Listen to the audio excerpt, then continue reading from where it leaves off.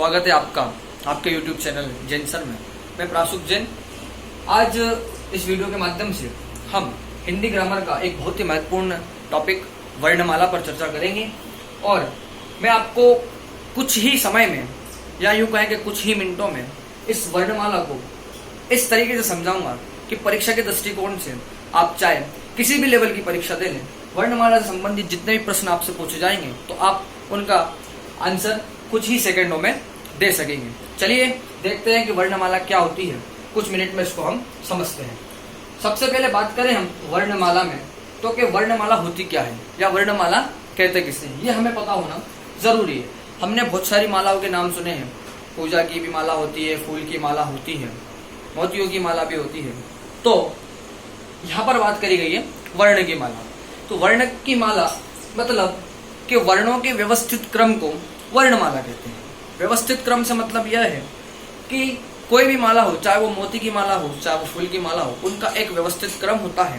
उनको समान रूप से एक व्यवस्थित क्रम में लगाया जाता है, जब जाकर वो माला तैयार होती है। ऐसे यहाँ पर भी वर्णों की माला मतलब वर्णमाला, इसका अर्थ भी यही है कि वर्णों का जो व्यवस्थित क्रम है उसका नाम वर्णमाला है। जैसे अंग्रेजी भाषा में एक यूं कहें कि जो हम अल्फाबेट्स पढ़ते हैं ए से लेके जेड तक, तो उसको भी हम वर्णमाला ही बोलते हैं और वहां पर उन वर्णों की संख्या 26 है। ऐसे ही हिंदी भाषा में भी वर्णमाला होती है। तो यहाँ पर वर्णों की जो संख्या है वो 52 है। अब ये 52 है, ये 52 कैसे है, इसके क्या भेद प्रभेद हैं देखते हैं। तो वर्णमाला में सबसे पहले निकलकर दो भेद आते हैं। पहला है व्यंजन, दूसरा है स्वर। व्यंजन इनकी जो संख्या है वो वर्णमाला के अंतर्गत 39 बताई गई है और स्वर की जो संख्या है वो 13 बताई गई है। इन दोनों के मेल से ही 52 वर्ण होते हैं। तो यहाँ पर वर्णमाला की जो टोटल संख्या है वो आ जाती है 52। लेकिन व्यंजन में भी ये 39 कैसे हैं उनको समझना जरूरी है और स्वर भी ये 13 कैसे हैं उनको समझना भी जरूरी है। सबसे पहले व्यंजन में हमने यूं तो देख लिया कि इसकी जो संख्या है वो है 39, लेकिन व्यंजन के भी 4 प्रकार बताए गए हैं।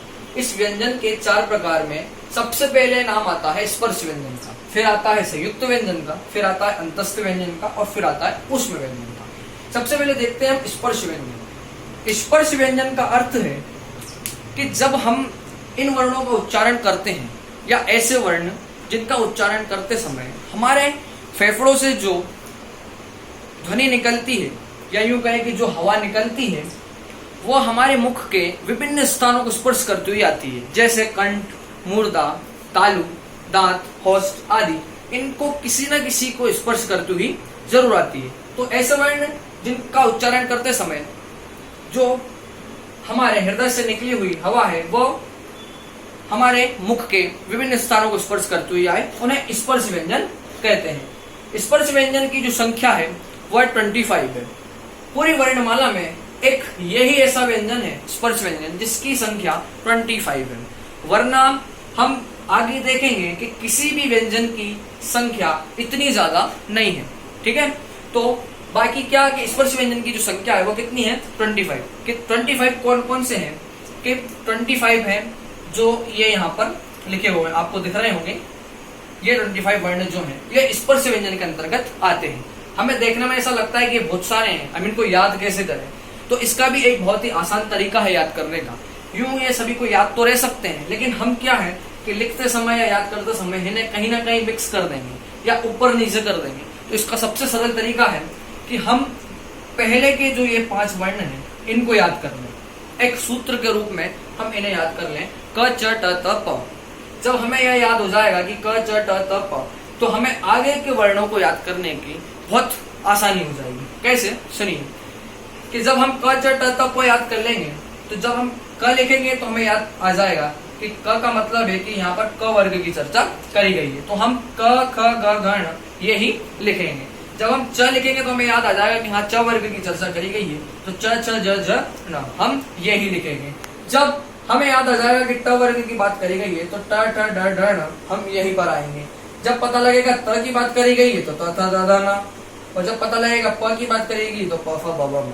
हम क च ट त प इस सूत्र के माध्यम से इन पूरे 25 वर्णों को बहुत आसानी से याद कर सकते हैं। चलिए अगले पे बढ़ते हैं। आगे है संयुक्त व्यंजन। जैसा कि हमें इसके शब्द से ही अर्थ मालूम चल रहा है कि संयुक्त मतलब सह प्लस युक्त, मतलब किसी ना किसी से जुड़ा हुआ। युक्त का मतलब होता है जोड़ना। तो यहाँ पर हमें इसके अर्थ से ही पता लग रहा है कि इस व्यंजन के बारे में जो बताया है तो कहा गया है कि युक्त होना मतलब जुड़ाव। ऐसे व्यंजन जो किसी दो वर्णों के मेल से या किसी दो वर्णों के जुड़ने से बनते हैं उन्हें कहते हैं संयुक्त व्यंजन। उनकी संख्या कितनी है? 4। अब यहाँ से जो ये 3 व्यंजन है, संयुक्त व्यंजन, अंतस्थ व्यंजन और ऊष्म व्यंजन, इनकी संख्या फिक्स है। ये भी 4 होते हैं, ये भी 4 होते हैं और ये भी 4 होते हैं। तो यहाँ पर सबसे आसान तरीका यही है कि 4 के 3 पेरेक्स तो ये बन गए हैं और एक होता है 25। ठीक है, चलिए तो बात कर रहे थे हम संयुक्त व्यंजन की। तो संयुक्त व्यंजन का मतलब है कि जो युक्त होकर या दो वर्णों के मेल को संयुक्त व्यंजन कहते हैं। अब वो 4 वर्ण कौन कौन से देखते हैं। पहला है च। ये क्या है? ये आधा क और श षटकोण वाले श से मिलकर बनता है। दूसरा है त्र। ये आधा त और र इन दोनों के मेल से बनता है। तीसरा है ज्ञ। ये आधा ज और य इनके मेल से बनता है। चौथा है श्र। ये आधा श और र इनके मेल से बनता है। तो ये जो 4 वर्ण हैं इनको संयुक्त व्यंजन कहा जाता है, मतलब कि ये किसी न किसी वर्ण की सहायता से बनते हैं। आगे चलते हैं। तीसरे नंबर पर भेद आता है व्यंजन के अंतर्गत कि अंतःस्थ व्यंजन। इसका मतलब क्या है कि वर्णमाला में पारंपरिक रूप से जिन वर्णों का, अर्थात यूं कहें कि स्वर और व्यंजन के बीच में जिन वर्णों का उपयोग किया जाता है या जिन वर्णों का उच्चारण किया जाता है वो वर्ण होते हैं अंतःस्थ व्यंजन।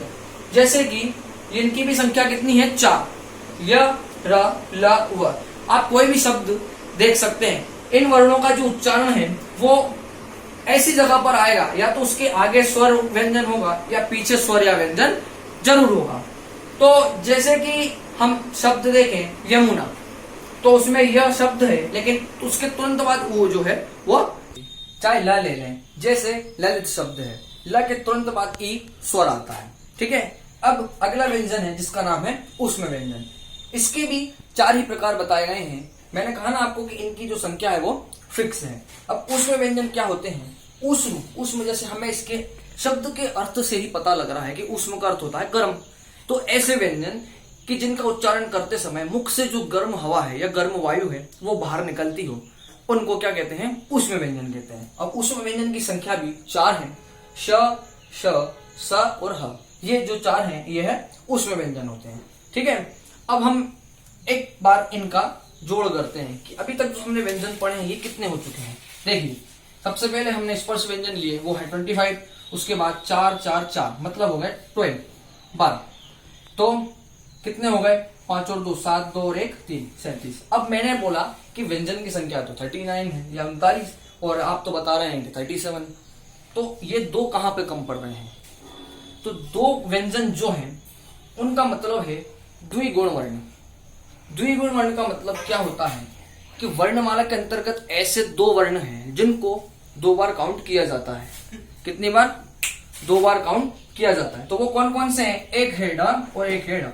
इन 2 वर्णों को वर्णमाला के अंतर्गत 2 बार काउंट किया जाता है, इसलिए इनकी जो संख्या है वो डबल काउंट हो जाती है। तो यह क्या हो जाता है कि यहाँ पर भी ये 2 प्लस हो जाते हैं, इसलिए इनको कितना हो जाता है?